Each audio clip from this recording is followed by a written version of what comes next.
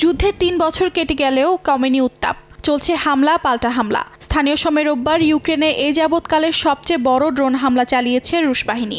২৬৭টি drone হামলা চালানো হয় বলে নিশ্চিত করেছে জেলেনস্কি বাহিনী, যার ভেতর ১৩৮টি ড্রোন ভূপাতিত করার দাবি করেছে কিয়েভ। এদিন ইউক্রেনের লুগান্স অঞ্চল নিজেদের দখলে নেয়ার দাবি করেছে মস্কো।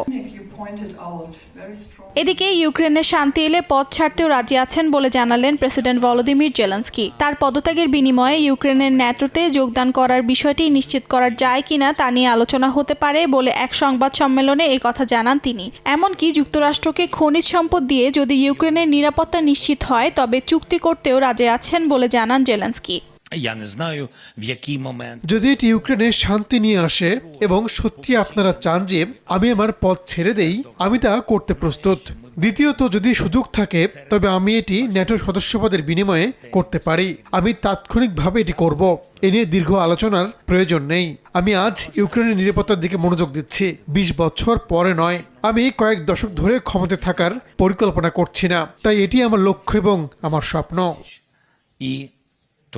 যুদ্ধে মার্কিন নেতাদের প্রধান সাহায্যকারী হিসেবে দেখছেন জেলেনস্কি। ট্রাম্পের পাশাপাশি ইউরোপীয় নেতাদেরকে ইউক্রেনের আসার আমন্ত্রণ জানিয়েছেন তিনি।